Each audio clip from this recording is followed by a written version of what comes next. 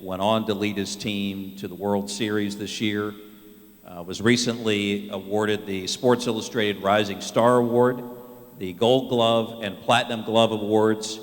I'm very pleased to announce that Francisco is here today, and let's welcome him.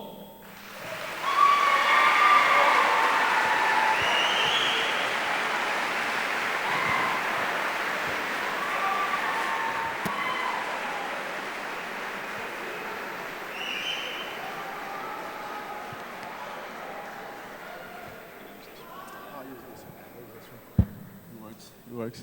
How you guys doing? It is a lot bigger than when I was here. A lot bigger. Like you said, I'm Francisco Lindor. I play for the Cleveland Indians. Came to Montverde Academy when I was 12. I want to be 13. Knowing no English. Mr. K said hardly no English, but I spoke no English at all. I remember driving to school on the first day. My pops was trying to tell me how to say, I don't understand. Took me at least 25 minutes to figure out what I don't understand, man. And Shelby, he's Nervin, he's here. Carlos, Otora, Jerry. Jerry was a senior when I came. Yeah, Mr. Matos, sorry, Mr. Matos. Sorry, Mr. Matos. No, it's just, Montverde to me was unreal. I'm glad I'm back. And any questions? I got the prefix. Ask me something. I'm better at it. If you ask me something, I'll talk. Well, some of the prefects actually have some questions for you, so I would like to pass the mic around, and they will actually come down here first, and they will ask you a couple of questions. I like that better. What was it like to play in the World Series? Oh, man, unreal. I always dreamed about it. I always wanted to play in the World Series and help my team win. We didn't win, but I learned a lot. Seeing how the city got together, how everywhere we went, it was Indians gear. Because the Cavs won this year, and it was all about Cavs. It was all about Cavs gear everywhere you went. And late September, you can see the fans wearing Indians gear everywhere. Next thing you know, we beat Boston. I can't go to the mall. A lot of people, every time I go to the mall, there's pictures here, pictures there, talking, can't walk in the mall. Next thing you know, we beat Toronto and win the World Series. And we're shocking the world. It was just unreal playing the World Series. It was a lot of emotions. You know, when you play baseball is a slow-paced game, real slow, trust me. And sometimes I catch myself in the middle of the game, guy on first base, second base, wherever, the game's on the line, the pitch is thrown, and I'm looking around, seeing the fans, how into the game they were. And that was just, it was cool. It was cool to witness it. It was cool to see the city, how they got behind us. What are your goals for the future? My goals for the future? I want to win. I want to win. That's ultimately what I want as a baseball player. And off the field, I want to make sure I impact people. I want to make sure I help them. I want to make sure when I'm done playing the game, a family, someone, because first of all, I didn't get here without the help from a lot of people sitting here. And when I was here, it was just like, yeah, whatever. Now look where I am, and I can look back and say, yeah, I'm not here without the help from most of the people here. So I just want to give back. I want to make sure if I can help a person and he can help or she can help their family be better, be bigger, I did my job.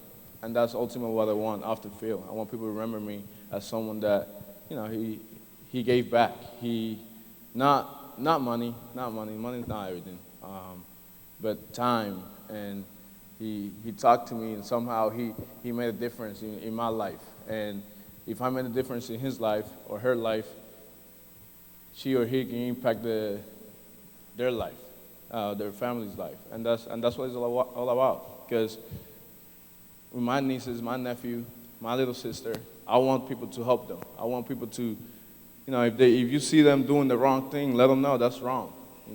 Just let them know that's not how things should be done. If you see them doing the right thing, tell them, good job. you know, because a lot of people did that to me, and it was very helpful.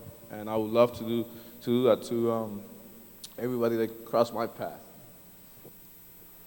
What does winning the gold and platinum glove mean to you?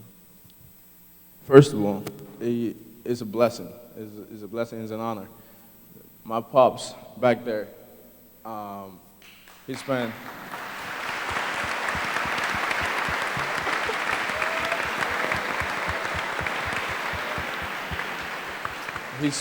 He spent a lot of time, and he still does.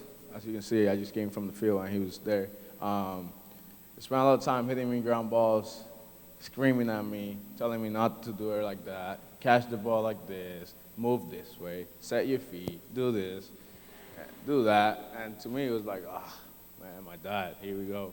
And if you were here when I was here, you can see my pops behind the fence, screaming at me, whistling at me, telling me where to move, where to go. And I'm like, Dad, I'll be fine. I know what I'm doing. I know what I'm doing. I clearly didn't know he was helping me the whole entire time. But it's mostly for him. I want to make him proud. I want to make sure he can lay down in his bed at night and say, my son did it. I got a long way to go. I got a long way to go. I had one good year in the big leagues, big deal. One good year. It's not about a year. It's about how long you can do it, and hopefully last a very long time. So to me, winning a platinum and a gold glove it means everything because I can give it to him. What did you learn from Montverde that you carry with you? What did I learn from Montverde I carried? I grew up a lot. Jeffrey was one of my roommates. What do they call you here? Do they call you Mr. what? Mr. something, or they call you Jeffrey?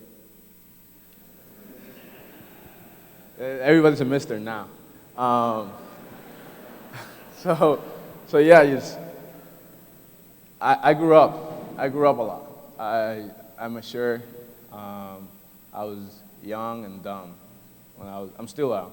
I make a lot of mistakes, but I learned how to be a young man. I learned how to defend myself outside, coming here and staying in the dorms and being with that guy in the room with his nonsense stuff and my nonsense. It was just, it helped us. It helped us to grow up. It helped us to be better young men.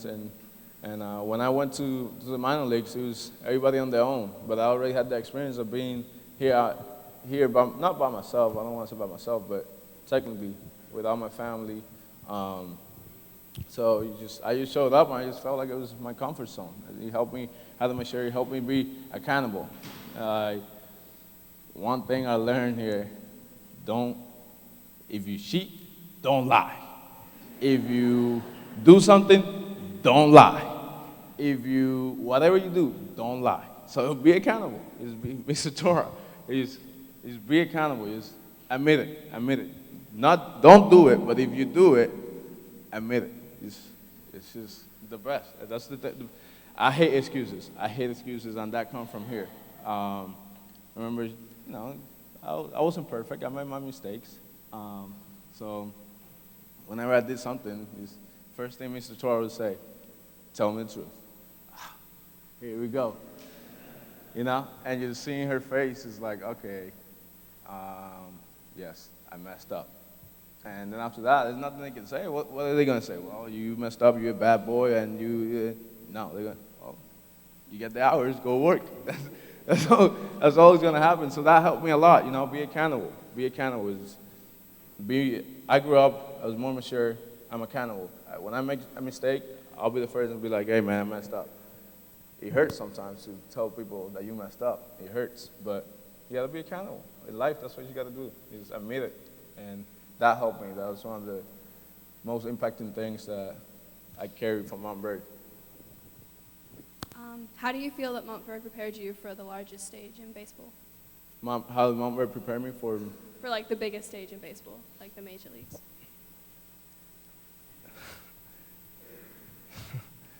The midterms here, they were hard.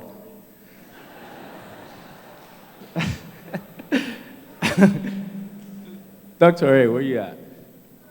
Where you at, man? There he is, man. And man, I remember, I think it was sophomore year, war history. Sitting down in the classroom, and he was handed, it was like 18 pieces of paper and one sentence. Good luck. What? What am I going to do with this? Barely know English.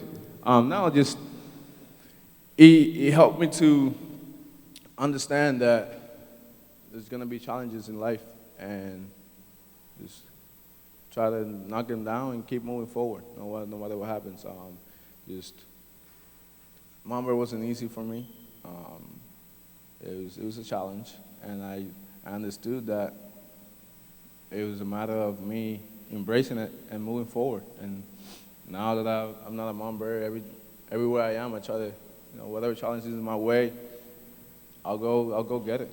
And there was gonna be, I show up and Mr. Matos was a senior, and I was in the JV, and his teammates used to all, they're competitive. They try to compete. They're very competitive. And I remember looking up to them and be like, okay, I want to be better than you. Okay, I'm going to be better than you. And they'll look at me like, you little, nah, it's not going to happen. But at the same time, we all competed. We all competed with each other. Jerry pushed us, Portala, Eduardo, there's a lot of guys here that we all competed. And that's what I try to take on in life. Whenever there's a challenge, I guarantee you might be bigger, you might be stronger than me. I guarantee you I'm gonna take it. And let's roll. Let's see who's gonna win. If you beat me, good job, buddy. You did it. I got you next time. What advice do you have for the current student athletes at Montverde Academy? For the students, be yourself. Don't try to be someone else. Just be yourself. Respect the people around you. Respect everything that's going on. Understand that your parents are making a sacrifice for you guys to be here. I know, I was there. It's hard listening to my pops still this day. Still, we argue a lot when it comes to hitting, when it comes to fielding. But just understand that there's people are making sacrifices for you to be here. And just be yourself, embrace every challenge that's gonna happen. It's gonna be that's coming your way. And if you messed up, just say it. Hey, I messed up. I'll fix it. I'll fix it. Just be yourself. Don't let anybody tell you what to do or how to be in life. Just make sure you stay in the right lane. And if for any reason you come out of that lane, understand that you came out of the good path, the right lane, and you got to get back on track and try to do that. I'm 23. I can't give you too many advices on how to live life, but just understand that you're going to make mistakes. Understand that a lot of people are going to help you along the way. Say thanks and continue to move forward, and don't forget where you come from. Definitely don't forget where you come from.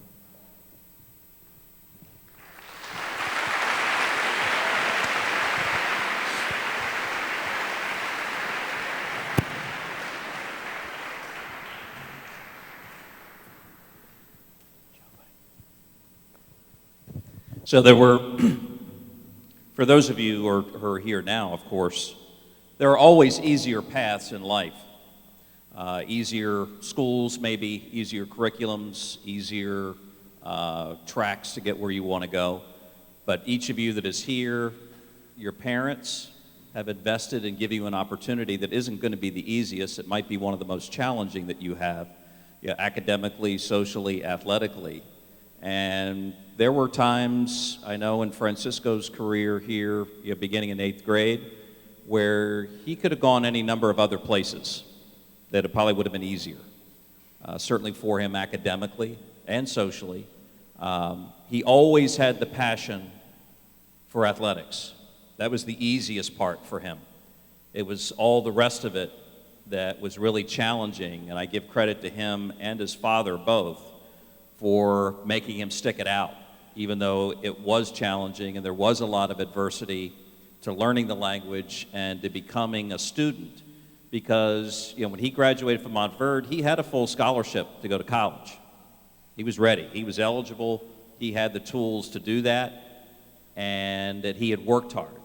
And if there's, I think, an underlying message in everything that Francisco has said today that you need to take with you is if you can take from your experience here, whether it's academically, socially, athletically, whatever it is, that you leave here with a work ethic. You leave here with a work ethic, you will find a way to be successful. But if you don't have a work ethic, then you will continue to find yourself challenged to find success in your life. So not too many people have gone through the experiences that he has at a young age still and have been as successful, and it's because of his work ethic. So take that message today when you go away from here, and all that you're doing, it's developing that work ethic, because if you have that, you'll find a way to be successful. Thank you, Francisco. Mr. Lindor, appreciate your being here.